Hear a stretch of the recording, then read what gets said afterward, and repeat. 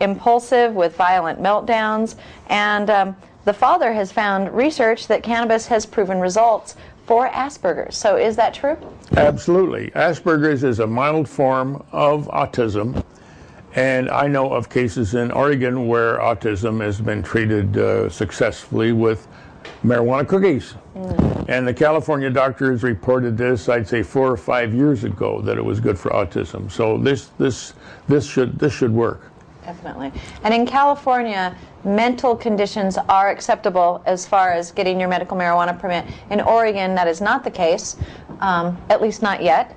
But in California, something like autism is definitely acceptable condition. That is correct. Okay. That is correct. And the people in Oregon who have mental conditions also have physical conditions, which enable them to get marijuana for the physical condition, which also helps the mental condition.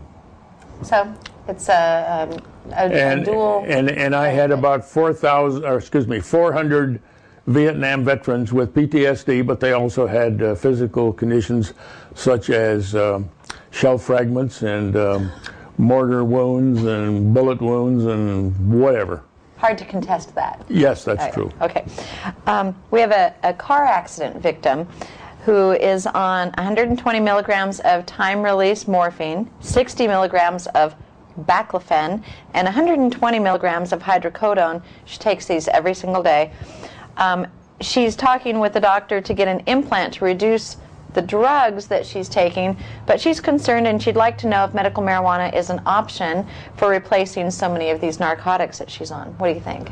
Well, I don't know just exactly what this implant is supposed to be.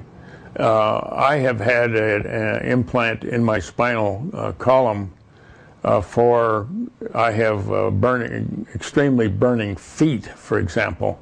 And what it was, the implant was injecting very low amounts of morphine, I believe. Now, that may be what they're talking about, but there's also a TENS unit, which is trance something or other electrical stimulation. Now, that may be what she's talking about. I don't know. That didn't work on me either, so I don't know. But this lady is number one, she's addicted to morphine-like drugs, which morphine and hydrocodone, which is Vicodin usually.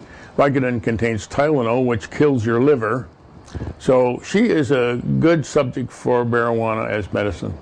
Okay. And I would recommend that used in marijuana cookies.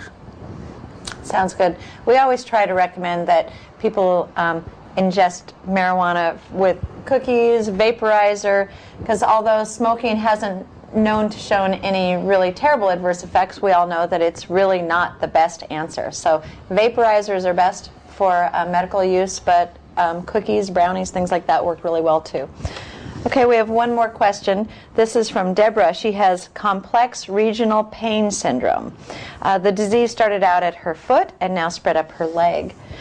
What about combining low-dose narcotics with medical marijuana? That's what she would like to know. Well, I'm not just exactly sure what this title that they gave this is supposed to mean, because they have peripheral arterial disease, which it may be the neuropathy of diabetes. Both of those respond well to the use of marijuana. Another possibility is Lou Gehrig's disease, and there's probably a couple of other disease conditions, something like that. But marijuana works very well for pain. Probably the only exceptions that I could think of is a coronary occlusion or a heart attack, and that requires intravenous morphine right now. Mm-hmm. So those are, and I think also kidney stones. I was going to say, I happen to know that kidney stones require morphine right now too. Yep. Well, morphine or Demerol, either one. But that is about the only exception I can think of. And a person may be able to completely eliminate the use of the morphine-like drugs with marijuana, but not 100%. So I'm putting that in there. Yeah. We're not, we sometimes like to call marijuana a miracle drug, but we're not under any delusions that it actually can do everything everybody wants. But if it takes the edge off, if it makes you feel better, then it's reaching its goal. And we don't sell it either. Absolutely not. Absolutely not. Well, send your questions and comments here to Dr. Levesque. The email address is newsroom@salem-news.com. So we're interested in your questions, comments, and stories, so don't hold back. We're very interested. And this is Bonnie King and Dr. Phil Levesque from the SalemNews.com studios in downtown Salem.